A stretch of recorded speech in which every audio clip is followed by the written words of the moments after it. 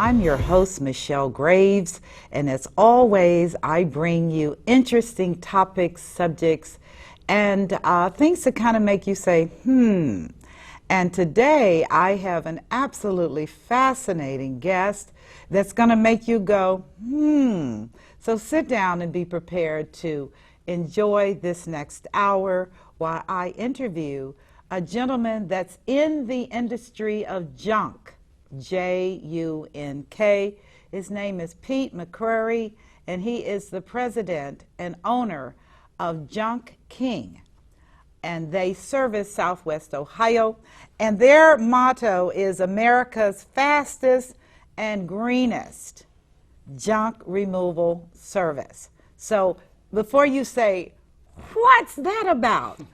Well, you know what? At some point in your life, you may very well be involved with this industry and this specific type of service. So I wanted to have him on as my guest today because I don't know anything about the business other than I know it's a $1 trillion a year industry.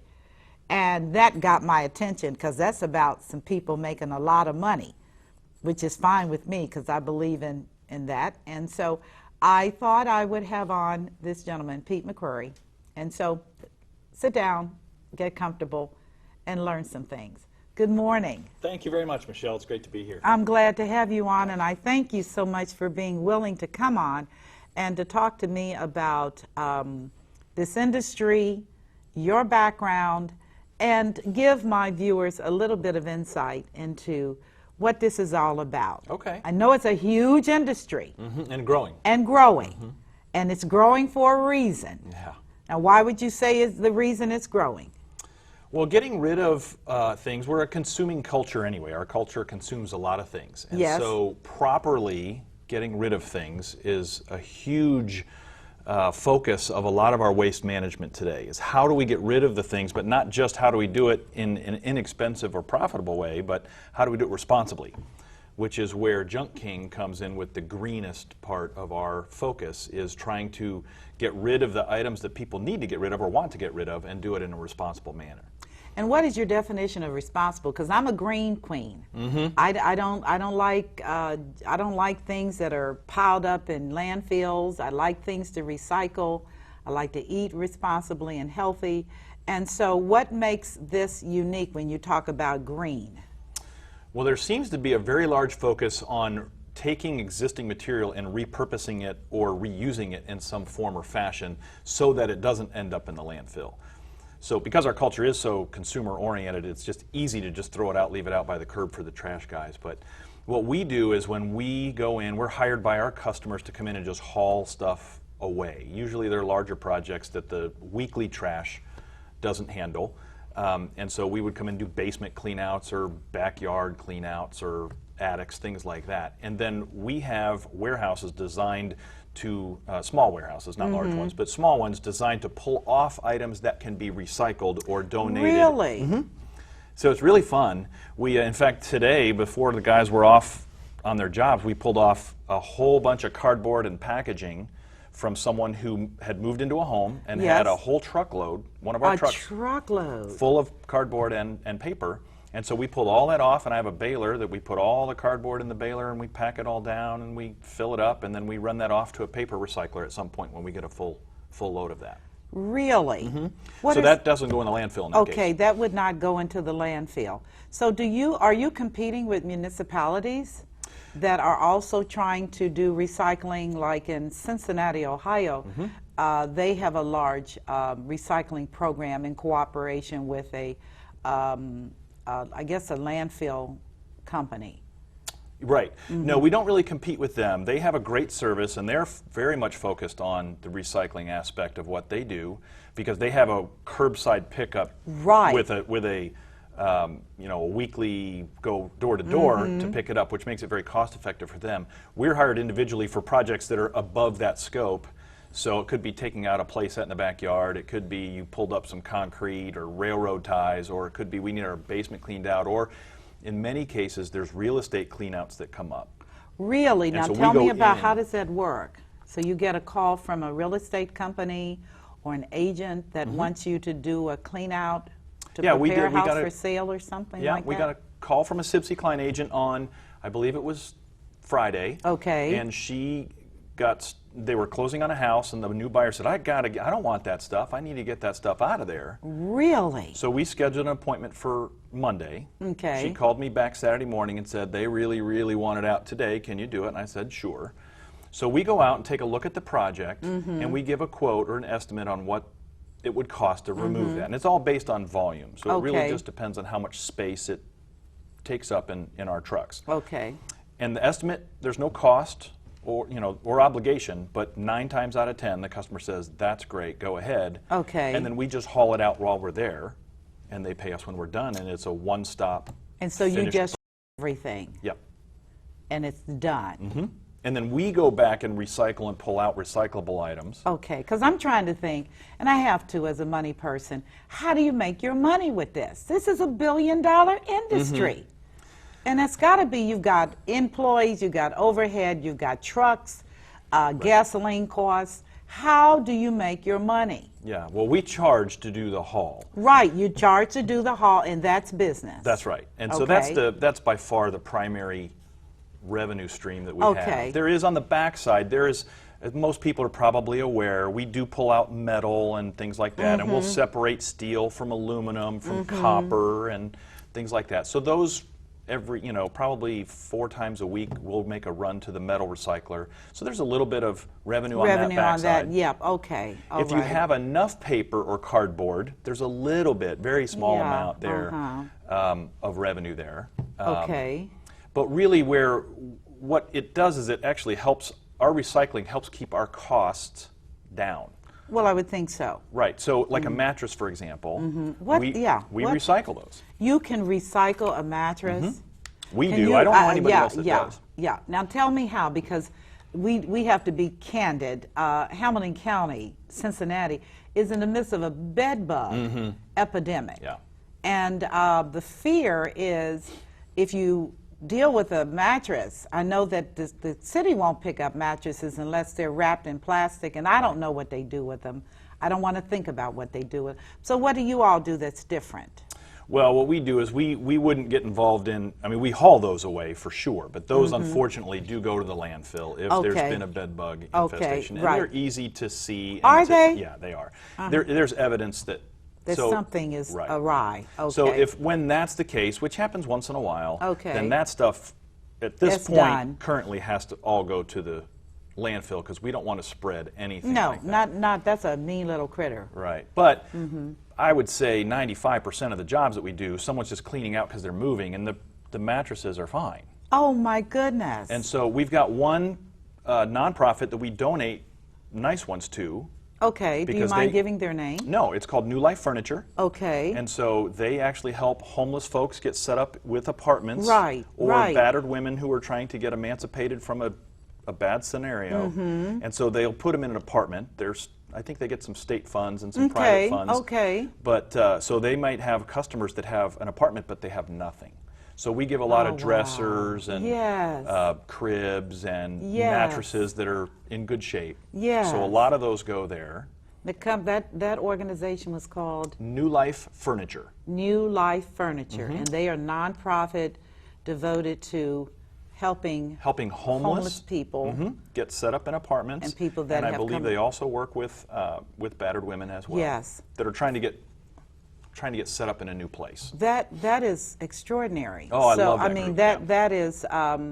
that is extraordinary. So you become a donor to them Yep. for your goods and services.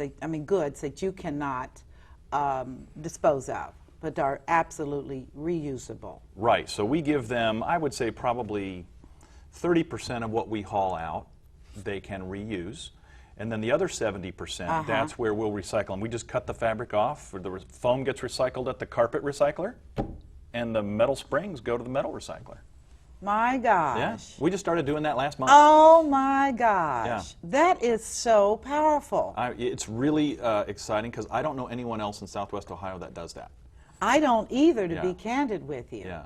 That might be a note for some of your competitors to step to the program, because if you all are in the business of reclaiming stuff, we might call it junk, but you know, one man's junk is another man's jewels. Right. It's all about perspective. Right. Okay, and, Yeah. I'm just saying as an aside, when you look at thrift stores and they're resurging in terms of being able to buy used clothing and all the other things, you have to buy those things, but nonetheless, as a side, their quality of their merchandise is actually better than some of the stuff that's being manufactured today because it is real wood Yeah, right. as opposed to particle board Right. and veneer junk. Right. I mean, the quality is absolutely better. As you can tell, I'm a thrift store Yeah. fan. Yes, because I'm just not on that anymore, Pete. I just believe we have to inhabit the earth responsibly. Yeah. And I'm just sorry, enough. No, Yeah. I just said I'm tired. Enough of this foolishness, because it is enough. We're a consumption-oriented country, and it's just paralyzing us in terms of our values. So when you get involved, just shifting back to what you do, so when you get involved with a client, I'm assuming a client, they call you. Yeah. They tell you what they want you to do. Right. We go outside on site. You go on site, you give them a quote, they either like it or they don't, and they confirm a date. Then you come in with your crew, or you may not, because you're the CEO, you're probably not running around with those crews, but they come in and then they remove everything. Yes. And then it's hauled back to your facility where it is then sorted out and distributed or recycled or repurposed into all of these different venues. Correct. Do you see that industry exploding? The Oh, yeah. recyclables? Oh yeah, that's the I mean, funnest Cohen part. is huge. Yeah. I remember when they were. Yep. But they're now huge. Yeah. And then venues. But is that a trend you think that's going to continue? Oh, there's no doubt. I think as we see the amount of debris that we're throwing away in our landfills every day, it is staggering. If you pull up on a landfill and just watch sometime during the week when the garbage trucks are out running around, there's just lines of 30 or 40 trucks in a row. 30 and 40 trucks Yeah. with junk? Yeah, and these are semis. Semis? Yeah, or some of the garbage trucks that you'll see. Right. So, when we go there, a lot of times we'll get in line, and you're in line for half an hour just to get dump. rid. What is the ultimate outcome of that? A big mountain A big mountain. of trash. And ultimately, we need to find more space then to do that when that gets full. So our position is we don't send a truck there until we have to. So I've got 3 trucks currently, and then we'll consolidate, pull off all the items that we can recycle, Okay. and then we'll fill up one truck. Like Saturday, for instance, I think Okay. we only had 1 full truck of trash, but we did 11 jobs. 11 jobs, Right. but really only 1 truck. So the others were recyclables? Or they were, yes. Like a lot of our jobs are a quarter of a truck or Okay. small, like a couch. Okay, We'll do that a they couch. want hauled off. Right. Okay. So some of them are smaller, but yeah, so we did 11 jobs on Saturday, but we only had 1 full truck of junk at the end of the day after we had consolidated it. Oh my goodness, that is so absolutely amazing. Do you think people are calling you rather than calling the traditional venues, as we look back historically, have been goodwill industry that provides work for the challenged? And then you have your St. Vincent, and then you have your Vietnam vets, and all of these little side organizations that do reselling for their various agendas. Do you see that people are just letting that go because they tightened up on their criteria? Right. That's right. They have. They don't want anything, and they're not coming to get anything. It's got to be what they consider good condition and ready to sell. Yeah, and they don't always have a service that will go out and get them either. Oh, okay. Some do. Okay. Some do, Okay. and so they'll go out and they'll say, I'll take this and this and this, because again, they're looking for something they can sell. Exactly. So I think in a lot of cases, people are calling us, for instance, because we'll go out, we'll take it all, Right. and then we'll store it until we get enough of a particular type of, it could be concrete, it could be wood, it could be furniture, it could be electronic waste, any of those. But once we get half a truckload, we'll call the recycler or the nonprofit, and they'll back up. And in that case, they're getting a whole truck full of full of items that they know to be in good shape. Right. Is wood recyclable? Some. Some is. Yeah. When we do a lot of garage cleanouts, and Yes. there's those old 2x4s Yes, and 2x12s. yeah, right, yeah. right. We donate those either to a company called Building Value. Yes, yes. Or the Restore. Right. And they. Right. Those are fine nonprofits. I think Restore is Habitat That's right. for Humanity. So that's a very dear organization. And Building Value, I know they're nonprofit as well. I'm not real sure. Easter seals. Is it Easter seals? Oh, for the babies. Okay, that's a good one too. So wood can be recycled. If it's in good shape, yes. Okay. Some wood, it's still, that's probably my, mattresses were my first focus of trying to find a solution for those. Wood is the next one. So the mattress solution, as I understand you, is if it's in good condition, you can have it sterilized perhaps. How does the mattress get cleaned? We donate that and they clean And they do it, okay. But you do a visual inspection. Always. And then you make a decision, this is going to work or it's not going to work. If it's not going to work, it goes to the landfill. What the heck do they do with it? It gets buried. It gets buried. What about the little springs that are metal? Does that have any use or? Well, it can get melted down and reused as recycled steel. Okay. But not if it's in a landfill, clearly. Right, And those take up a lot of space. I would think they take up a lot of space. And they take over 100 years to break down. 100 years, Pete? Well, you got to get through the foam and you got to get through. Yeah. Oh, yeah. That's why actually the foam is one of the best things to recycle out of that. So you take the foam out of the mattress, and that gets recycled. Right. That's good. That's very good. Yeah, I didn't it's even fun. know that. Yeah. You strip the mattress of its meat, Right. so to speak, and that goes to a foam A carpet company that recycles carpet padding. carpet padding. They break it down, wash it, and then they remake more carpet pads out of it. But they take the foam from mattresses and They take the foam. That is good to know. yeah. Because I tell you, when you look at the level of waste that we are dealing with at this time in history, and I think more and more people are becoming conscious of their corporate responsibility. Yes.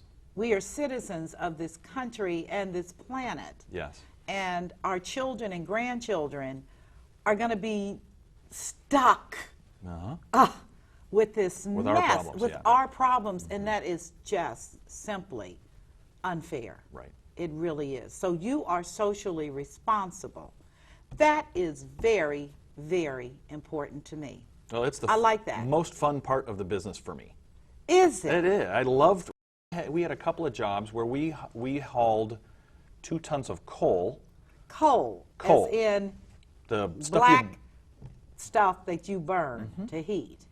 some older homes that were nice homes, but they had used to have way back 50 years ago. They had coal burning furnaces. Right. They sold their homes, two different cases, and we went in and hauled it out. My goodness. They had coal in the basement? My words. That's a big job. Yes, the weight of the coal. A couple of tons, I think, in both cases. It was, Wow. 3,000 or 4,000 pounds in each case. Where does that go? Well, I didn't know at first, and we get that from time to time where stuff comes in and I think, Like, what? am I going to do with this? What? We threw it out on Craigslist for free. Yes. And one guy came and he saw it, came and picked it up in his large pickup truck and drove it down to eastern Kentucky for a poor Christian family down there that needed coal to burn. Wonderful. Yeah, that was a Christian Appalachian Project was the Yes. name of that organization. The gentleman there was part of that. The other one, a guy came by, I think he lived out east, and he And he actually burned coal. And came and get coal. Yeah, a big old military vehicle that he had that he Oh came my down at, yeah. gosh. You know what? This whole conversation is giving me such a renewed hope because I'm telling you, I have such a great faith in our country And the fact that when Americans see that there's a problem, we're going to get it worked out. Yeah, it's a great, it really is a great thing to be a part of. It really is. So you put the coal on Craigslist. Who'd ever think people be looking for coal on? What did you list it under? Things to pick up? Just free? Yeah, free stuff? Free coal. Yeah, Craigslist has a whole. That is absolutely one of my favorites. You got to be careful, but right, because it is the community. But Craigslist is such a great place to find stuff and to get rid of stuff you want to get rid of. It's great. It is. Yeah. So you've got a resource now for coal, and you've developed 2 relationships as well. Right. Because the gentleman that does the Christian Appalachian Project knows who you are. And I can trust you that he's going to be calling you about other things. Yeah. Next time I get coal. Yeah, at least the next time you get Right. coal, because there are people suffering that need heat. Winter's coming. Right. It's a fact. Right. So tell me, I am just dying to know about some juicy stories. Okay. Give me a juicy story about a hoarder, because people, well, back in the day, people did not talk about people that hoarded. They just said that they have clutter. Right. And you never saw inside because their drapes were always closed. But what has your experience been with that one? Do hoarders call you, or do Usually their not. families? It's usually the family. Their families Yeah. will call you, and what do they say? Well, they say, we need you to come look at this. You're probably going to want to come out yourself and take a look at this before you send your guys out to see if you really want to do this, but we need some advice or some help on how to get rid of these items. So that's usually when I do go out to those. And we do probably, I would say once a month, maybe twice a month, we'll do a home that would be considered a hoarder. I went and did an estimate yesterday, as a matter of fact. For a hoarder. What did the house look like? It was classic. The family hadn't even been in the house. We're afraid to go in. We're afraid. What about the occupant? Well, he's in a rehab facility currently. Okay. So that's oftentimes what happens is someone will get ill because in some cases the situation they're living in is just not healthy. And so I went in and there were clothes and clutter everywhere. I couldn't tell what color the carpet was. You couldn't see the carpet? No. Wow. Pizza boxes and clutter everywhere. And you look around and there's boxes, and some of it's not necessarily grimy, dirty. Some cases it certainly is, but it's just people lose the ability to manage their stuff over time. Well, I would think if you're constantly buying stuff, Shoppers Network, everybody that's on television, internet, that's a 24-hour store, you know. Yeah. I mean, you can shop 24 hours, 7 days a week, and credit card, and they'll deliver it. Yep, They'll right to your front door. Right to your front door, and then you can't remember why you bought it. Right. So it sits there. Right. So I walked in, Yeah. and he story. waited till I got in. He waited till I got in, and then I went looking through, and again, we charge by volume, so I'm trying to get a feel for how many of my trucks this will take. And so I came back out and told him, yeah, it's typical for this. It's not extraordinary from a hoarder scenario, but it was about, for our trucks, it was about 6 trucks. 6 trucks. And each of my trucks is 18 cubic yards in size, so it's the equivalent of 6 pickup trucks. Each one of my trucks would be like 6 pickup truck loads. So and you had 6 trucks? And I had 6 of my trucks. So that's 36 pickup trucks. Correct. To remove get rid of this, this stuff. And there probably are some critters in this particular case. So yes. yeah. So but at the point you can't see the carpet. right. And they wanted the carpet pulled up. And Oh, they wanted the carpet pulled up in addition as well. to, yeah. So move everything out, pull carpet up, and you do that as well. Yep. Wow. Yeah. So it would take. We Is that could an probably, all-day job? It's 2 trucks all day. So it would take. We can move on a job like that. We can move 5 or 6 trucks out in a day. So we take guys 2 trucks, and we just load them up. Wow. And so it was a 2-bedroom single-story home with a basement, small basement, and it was 6 trucks full of things. So 6 trucks. Now, did you take appliances as well, or just? we will in that Okay, case. you And we will? often. Okay. Yeah.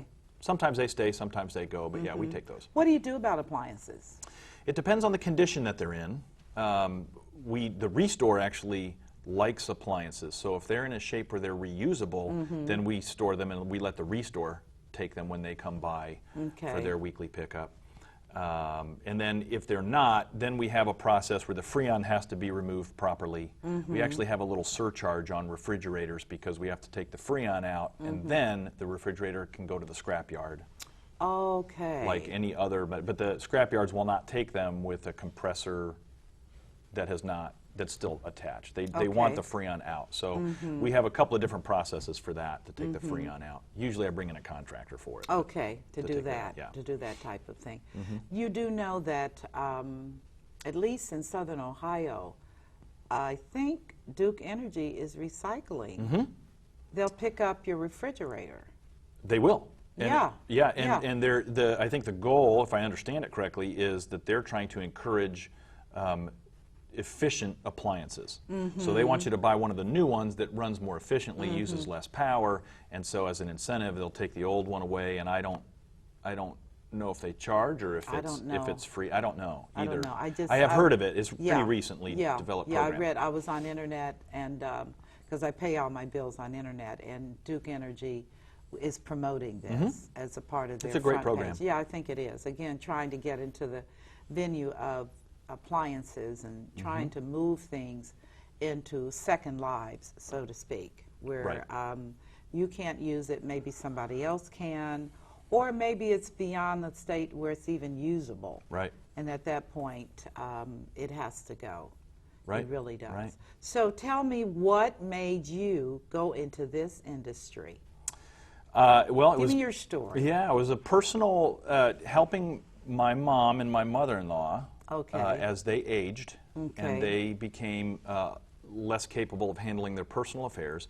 I had power of attorney for my mom. I'm Okay. the oldest of 3. Okay. And Firstborn. yeah, Okay. and then my wife had the power of attorney for her mom. Okay. And so we have 4 children at home, so just the vast amount of work that was involved in trying to manage not only their financial affairs, but just the trash, and could they eat, and were they taken care of, and then in my mother-in-law's case, she just had a hard time managing. She was afraid of identity theft, so she didn't throw papers away. I And understand. she got a lot of mail. Senior citizens are, justifiably concerned about that. Sure. It's a biggie. Right. Okay. So it was an enormous project to try to, and she was a very independent person as well. Okay. So she didn't really, I can handle it. I didn't, she didn't really want help. But as she got older, she became less capable of managing the vast amount of stuff that she had. Right. So so going through that process was a real eye-opener for me, how to get rid of it. Yes. And I have a good friend who has a company called Everything But the House, and Yes. so, yeah. I buy from that site. Yes. I love that company. Yeah, Jackie's a friend Yeah, of ours. really. Yeah. I love that company. Yeah, it's a great company. It's a great and her company. daughter and my daughter did gymnastics together, so we would sit at these 4-hour gymnastics meets and Yes. just talk about Yes. the business. Yes. She's in a phenomenal Yeah, business. Yeah. So we do a lot of their junk removal. Okay, when they, okay. yeah. I bet you So, do. so 2 years ago, I found Junk King, and Uh-huh. and I really wanted to be a part of it. It was a fairly young organization at that time and growing. Yes. So I bought in, and I Okay. own the Cincinnati and the Dayton markets. Okay, so Southwest you are Ohio. in Southwest, so Dayton, all the way to the river? And in the northern Kentucky Northern area Kentucky as well. That's important because we do have viewers in Northern Kentucky. So how far down in Kentucky will you go? Union. Union? Union, and then I had a crew down in Alexandria today, Okay, so they were way okay. down there. so. Yeah, yeah. Nice people. I Yeah, love yeah, it. yeah. That's I'm it's a very good Kentucky drive girl. for us, I like Kentucky people a lot. Sure. Well, that's good. So you made a decision. It was a business decision, or was it just something, because you came out of a very different industry, correct? Yes. At the time, I was in corporate sales for Paychex, the payroll company. Okay. Which was a great company, and I enjoyed my work there. But as I got older, I wanted to do something that I felt had some long-term equity in it and was doing something to actually help people. Right. And not that payroll doesn't, but Right, it but wasn't. it's a different venue. Right. It is. Right. Corporate is not, I mean, you're sitting there behind a desk, you're on the phone. It's not the same as when you're touching people's lives. Right. It's different. Yeah, so I worked on my business plan, and then I gave notice to Paychecks and told them what I wanted to do, and they wished me the best. And, Of course. and I'm off, and so you know, it's a huge joy for me when we get done with a job and someone goes, "Oh my gosh, this is great! I'm so glad I called you guys," because usually we're there less than an hour and it's gone. And it's done. But you know what? It's one of the things, and because I work with so many people that are retirees and elderly, the thing about stuff is that you've got to make a decision. I'm not buying anymore. Yeah. That's the decision. Yeah. And if I buy something, something has to leave. Right. Right. And something, if I bring something in, something has to leave of the same genre. So if I buy a dress has to be donated. That's because great. what happens, I think, and with people as they don't let go of things. It's tough on the kids. It's very tough. Like, why are we still looking at this? And there is an emotional attachment. Have you had people to cry when you move things? Yeah, we do. What we find more often than that is where typically you have a spouse that's a purger and a spouse that's a collector. Oh my gosh. So we'll get called by the purger when the collector's not home. That's so yeah. So we'll go in and it will be on the clock, right? Yes, 'Cause it's like, you guys got to be out of here by 4 o'clock because my husband's getting home at 4:15, and if you're not gone, it's coming back on. And we did one job, which was a lot of fun, and my guys, it was an older couple. They were cleaning out real estate that they had had for years. Okay. And the wife was the purger and the husband was the collector, and they would argue about what was supposed to go. And my guys were just waiting to be told, What do you take want? it or leave it. Or, So they'd go put it on the truck. Take it off. They'd go get something to, Yeah, you know, something else. They come back and it's gone. And the husband had gone back and Gotten it off. So Yeah. we get all kinds of stuff. Do you work with people that are going into assisted living and nursing homes where they're needing to get rid of things? They've let their kids get whatever, and now they're looking at having to just get stuff out. Do you run into that much? That's probably our single biggest channel Okay. of business is a senior or those downsizing. So Okay. they don't necessarily have to be a senior per se, but there is a lot of those who are trying to simplify and move out to a more manageable level of care of some sort. Or it's someone that's just decided that they're going to downsize and move into a more manageable home. They raise their kids, the kids are grown, and we just want something a little smaller. Well, that is not going to reverse. I'm sure you already know that there's 78 million of us, Yeah. baby boomers, Yeah. that are going to be downsizing over the next 20 years Yeah.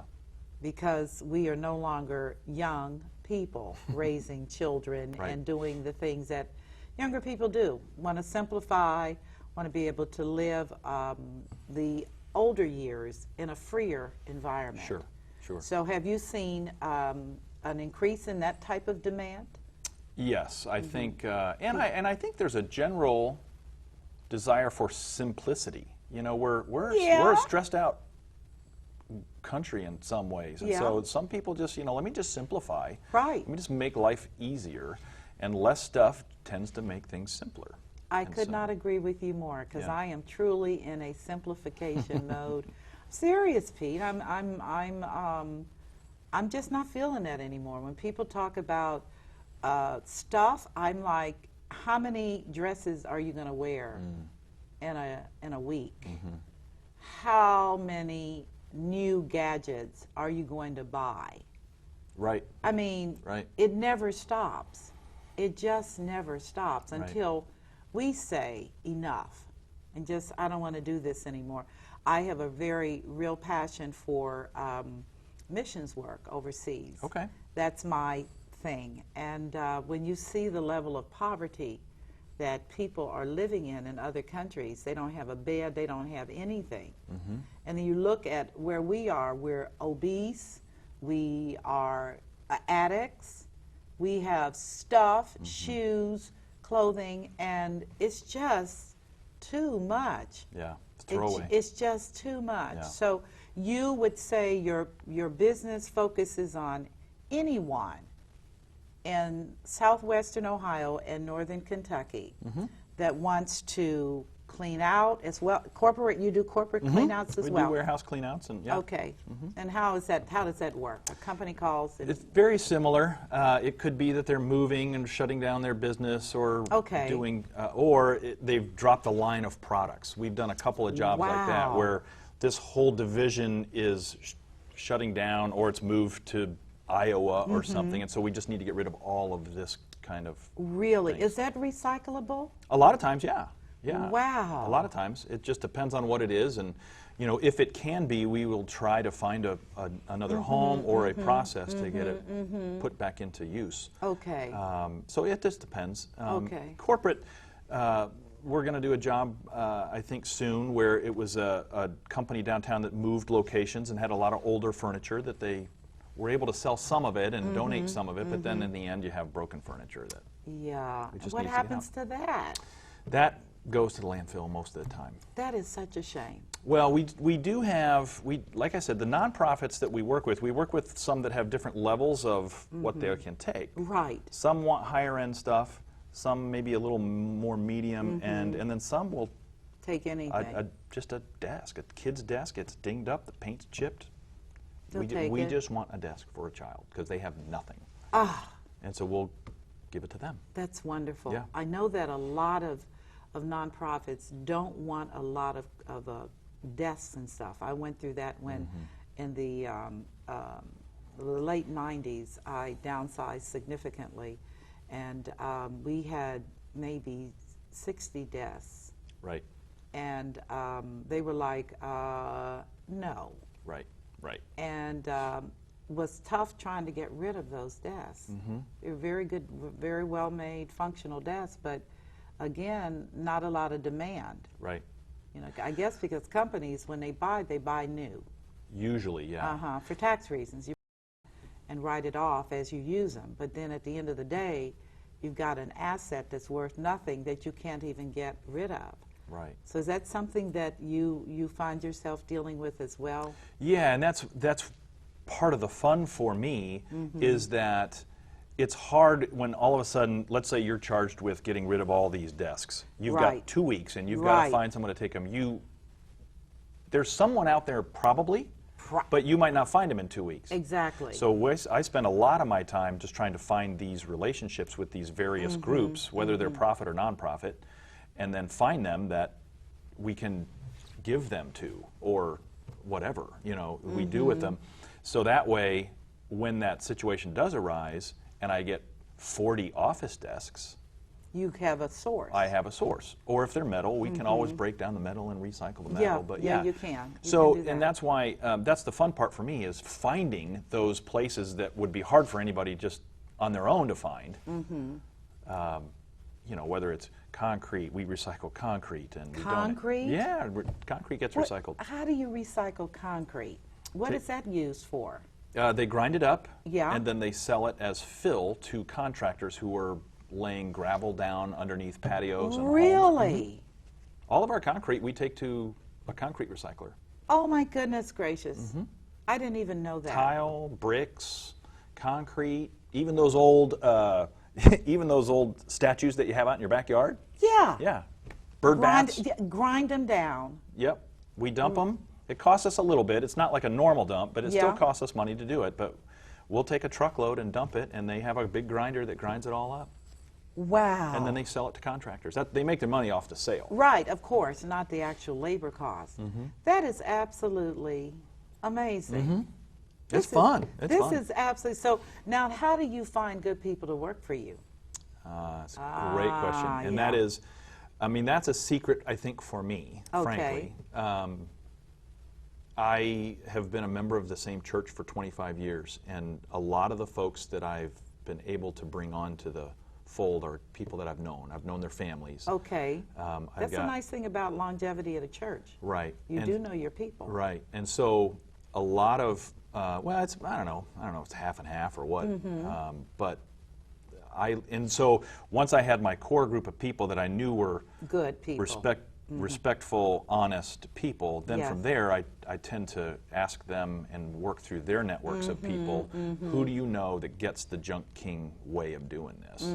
Who can treat the customers respectfully and honestly? Yes. Go above and beyond. Yes. Because I do ask them to do that. Because I Yes. really absolutely want to be the best. Right. And so I ask them that. And so they'll give me referrals of people, and And it goes from there. yeah, I got about 15 now. So it's, You have 15 honest. I'm I'm yeah. just, that is a blessing, Yeah. Pete. Yeah, it really is. And so I'm so fortunate serious. there. But you started with your core group from your church.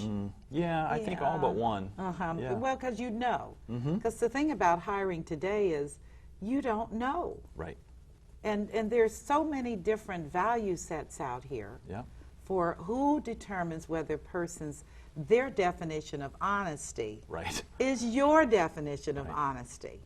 Because there are just levels of issues around integrity. And of course, that's my big thing, which is I will fire you on the spot Right. if you are right. abusive or disrespectful to one of my clients. You just need to keep moving because I'm not going to have it. But so many people have been raised in an environment that does not support that type of value set. Right. That's right. I mean, for real, you got parents talking to their children in a very, very, to me, it's most unacceptable to talk to your children in any way that is demeaning. Right. I mean, it has weights. Sure. And so I just wondered how you were able to overcome that. So you start with your core within your church family and then fan out from there. Yeah, and we'll put ads out there from time to time, but then we'll bring them in and let them ride with the group and Yeah, and see how they fit in. and see if I bet that's interesting. Yeah, it I is. bet Well, that's- we're going in people's homes, so we're going in basements and attics and bedrooms, and we're hauling stuff out. So I have to have. You can't just have anybody doing that. You got to have people that you know aren't going to take advantage of the situation. So- Right, because you're going to see a lot of things that would be tempting, I would think, in some cases. You could have Most of that. the time, the customer's always there, but Oh, they are? Yeah, Okay. So yeah. they oversee or they just are there to watch? well, we just ask that they be there because they're usually telling us what will go and what will stay. Oh, okay. So, Okay. Okay. I mean, if it's a vacant house that we're doing for a property management company, they contract us, but that's vacant and people yeah, have that's already left it. crisp. but Yeah, okay. So the real estate industry, despite the challenges that have been in real estate, and they're real since 2008, you are still working actively in those markets as well. Oh, yeah. Yeah, we do a lot of work for property management companies, realtors will refer us or recommend us a lot. So yeah. Okay, that's a good way to go because that's a closed community in as much as there's only X number of real estate agents. Right. And they all tend to know each other, the ones that have been in the industry for some time. And if you do good work, they pass that on. That's right. Because it's tough today. That's It right. is very tough to get very reliable and nice people. You would think if people are doing your work, they'd be nice, but many times that is not the case. It's just what it is. I think we're in a different time, a different season. So you work with your realtors, you work with your commercial people. Companies that are downsizing or relocating would probably want to talk to you as well. Yep. You also work with residential accounts, which is That's people, about 70% of our business. 70% of your business is residential, and that is people that just want to clean and are overwhelmed. Yep. Or I got to get rid of a hot tub. What do you do with a hot tub? Cut them in half. You cut them in half. if you need to. Yeah, is that plastic? It's fiberglass, typically. That's fiber. Is Sometimes that plastic. recyclable? No. I didn't think Unfortunately, so. it's not. There really isn't much about a hot tub that's recyclable unless it still works, and then you're probably not calling us. You're probably Right. selling it somehow. But Right. yeah, no, we do 1 or 2 of those a week. Hot tubs. People don't want them anymore. Nope, they don't work anymore, and it costs too much to get them fixed. Oh and- my gosh. I did not even know that. Yeah, we've done some That interesting is ones. My good. Is that the same thing with swimming pools? Do you ever have to? I've done swimming pools. You've done swimming pools. I've done probably 4 or 5 swimming pools. And people just can't work with it. Yeah, I mean, it could be their kids are grown and they don't want the maintenance of it anymore, and so Yeah, the yeah, insurance on that is not pretty. right. Carrying insurance on a swimming pool. Yeah. That is something to deal with. Yeah. So you do that, and that's what's the most unusual haul you've had? I think one of the ones, and I meant to mention this earlier, was Okay. you asked about the hoarder thing. Yeah, Our yeah. first hoarder, we've been open about 2 years. And Okay. our very first one was a small apartment, about a 900 square foot apartment. Okay. 2 bedrooms. 2-bedroom, 900 square feet, single floor, Yes, bottom? it's a flat. So it was Okay, it's a flat, okay. We pulled out 3.5 trucks, Stop it. and we didn't take any furniture. Stop it. No. What did you take? A canoe. There was a canoe. Now, it was Come on, No, Pete. I'm not kidding. One of my friends, the guy who takes the Freon, one of the guys that takes the Freon out of my refrigerator, saw the canoe and goes, "Can I have that?" So I said, "Sure." I didn't know what to do with it. So I got a canoe sitting in the front of my warehouse. So, but that particular gentleman had a bunch of gunpowder in the apartment and a bunch of lead. So he made his own ammunition. And so I had to be, I didn't want to do the job with the gunpowder there for sure. Oh, no. So we asked the family if they would remove that. We don't do any type of hazardous. And where was the gentleman? He was in a rehab facility. He had an infection that he had to go to the hospital for. So. Oh, the poor family. Mm-hmm. That is so unbelievable. So he made his own gunpowder. So I'm Well, he assuming had gun, but he made his own ammunition. he made his own ammunition. Did the guns have to be removed as well, or did the family keep those? They came in and removed all that before we started in. Okay, all righty. So you all just had everything else Right. to deal with. Right. Unbelievable. Yeah, that was an interesting one. A canoe. Yeah, we've A canoe. a golf cart. We've done golf cart. We pulled out before. I still have it. I actually I had my graphics guy wrap the golf cart, so it's a big Junk King golf cart. Okay. And then I give it to Homerama. I Right. gave it to Homerama so they could tool around for a Right, couple right, of weeks with right, it. And I right. get a little advertising out of it. Right, So. right. That is a golf cart inside of a home. It was in a warehouse. It was a warehouse. Okay, clean. it's a warehouse situation, but it did work, and they didn't care. Well, it was all flat tires and the batteries were all dead. So I brought it back and played with it a little bit. Played with it a little Got bit. it. That sounds like fun. Yeah, You've yeah. got a fun job. My son, who's 9, thinks I have the greatest job on I the am planet. going to say every boy on earth under the age of Yeah, 12 yeah. is sitting here salivating right now Yeah. saying, how do I get to ride with this guy? That's right. Do you ever take him out with you? Occasionally I do. Like on Uh-huh. a Saturday, we will do that. He'll just come in sometimes, and he'll come and he'll just play. He just plays in my warehouse because we get toys. We donate. Yes, we donate okay, toys. okay. So we'll get a big bin of toys, and he's got a remote control Yeah. Oh, yeah. car we pulled out of someplace. He puts batteries in it, and he's And gone. oh yeah. That is so absolutely and totally fascinating. Now, do you have any family members involved with your company, or is it just you and your employees? Well, but not yet. My oldest daughter is 17, so my kids Okay. are still young. Yeah, they are young. Yeah. Okay. My wife has a full-time job taking care of them. Yes, that is a full-time Yeah. job. And she homeschools our kids. Okay, and so that's and good. she works part-time Okay. at a gym to help defray the costs of dance and gymnastics. Oh, and all because that kids other are stuff. Yeah. expensive. Okay, they have a life. So I have a general manager who works with me. His name's Jay Ford, and he's great. He's Okay. really a solid guy. Been building houses for a long, long time, and then came to work for me about 1.5 years ago. So he's a person you knew prior to? Mm-hmm. Okay, so you invited him in as well. Yeah.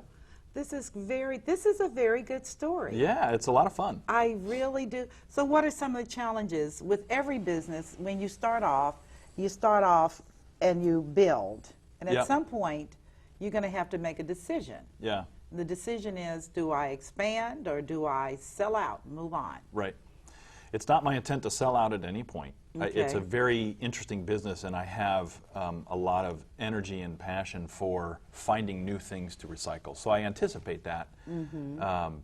We're still a pretty young business, so I do want to grow quite a bit. We're just now entering the Dayton market, which I'm really excited about. Aren't so. you a Daytonian? I am. I grew up in Kettering. Oh my goodness, a lovely city. Fairmont West Dragons. It doesn't exist anymore That's okay. as it did, but yeah. That's okay. So you're a Daytonian. Well, I'm sure they're going to welcome you back home. Yeah, well, I know they will. yeah, my I know. brother still lives here. Oh, So, does and he? his wife, Okay, sure. that is very good. So, as you're looking at this actually to be your retirement. Yeah, I mean, it's a long-term plan, I think, and then I also have the master franchise development contract for Junk King for Ohio as well. Tell me about that. How does that work? So I am looking to develop and work and establish Junk King businesses in the rest of the state as well. So people that would want to get into this type of business can call you? They sure can. What is your number? The easiest way to reach Junk King is our call center number, What number is that? 888-888-JUNK. 888-888-JUNK. Yeah, that's how So you if a reach us. person is interested in doing what you do in another part of the state of Ohio, then they can call you. That's and right. you can walk them through those steps. That's exactly right. Yeah. Okay. Do very many people know you're doing this? Are you getting calls? Oh or- yeah, well we're sort of advertising a little bit of those opportunities. Yeah. We just actually set up someone in the Cleveland and Akron area. Oh, Cleveland's huge. Yeah, 2 weeks ago. Huge. Okay. And then I'm in talks with people in Toledo and Okay. other parts as well. Okay. So there's one in Okay. Columbus now. Oh, there's one in Columbus. That's a booming area too. It is. It is. Columbus is a very high growth community. Yeah. A lot of things going on. Yeah. But that is very, very interesting, Pete. So you've got your infrastructure, you're using a franchise form of business, which is validated and credible. If you want to do success, you do franchise. It's just proven. In the Yeah. early days, it was like, but this is now done. Franchising is absolutely a good way to get your foot in the door without having to go through the learning curve. And banks will finance franchises. Yeah, I didn't need that, but Well, yeah, good that's for yeah, you. it's Junk King's a great overall organization, and Yes. we do well in just about every market. Where are they that we're in. headquartered? San Carlos, California. Ah, Californians. It would take California to come up with this. I mean, not in a negative way. California, 1/3 of the U.S. population lives in California, Pete. Is that right? Yes. I didn't know that. Yes, 1/3 of America is out there having fun. Wow. Yes. Wow. And hoarding Yeah. everything. Yeah. I mean, those people are consumers. But that's interesting. So they're headquartered there, and you are the master franchise For Ohio. For Ohio, and you have your actual operations in Southwest Ohio. Can you give us the phone number again? Because our time is wrapping up. Sure. The call center number, the easiest way to reach Junk King is 888-888-5865. Can they ask for you, Pete? They can. You can call me directly if you'd like. Well, give me that number. Yeah, my number there is 513-800-3941. Say it again. 513-800-3941. Okay. So if people want stuff moved out, but you don't remove humans. No, we don't take humans, and we don't take hazardous irritating waste. husband. Yeah, and I've been asked. The irritating wife. I have been asked. The irritating children. Yeah. The grumpy little dog. Yeah. You don't touch that. No. But everything else you will. Everything except hazardous waste. Okay. Yeah, and just- that is, you know what my hope is in the concluding time we have here, is that there can be an answer for how to recycle plastic. We do some. Okay. That has changed recently, which makes it hard. And some plastic, much of plastic is recyclable Really? if you can get enough of it to the right place Okay. of the right kind. There's so many Okay. different kinds of plastic. That's what's hard. Yes, right. And China recently changed how they were buying plastic and how they were taking plastic. So it's gotten harder in the last 6 months. But yeah. Well, they're dealing with their own environmental issues. Right, that's right. China has 2 billion people that are busily buying now. Right. So that's going to be interesting. And the community that I was in, Shenzhen, there are huge mounds of landfills. Yeah. And it was filthy, Yeah. and it was awful. Yeah. It really was. So I hope they have an answer. They've got a real problem emerging. But listen, I have enjoyed this time with you. Good, me too. I'm so just grateful for your willingness to be open and transparent with me. Sure. I wish you only the very best of success. I Thank know I'll be reading and hearing about you in the days ahead. And I just want to thank you. And to all of my viewers today, was not that fascinating? Pete McCreary and Junk King. Bet you didn't know about the junk business, okay, other than Sanford and Son, okay? Serious business, a $1 trillion industry, and only going to get bigger. Thank you for being a part of my world today. I'm Michelle Graves, the Money Lady, wishing you a wonderful, stellar day, and God bless you. You take care.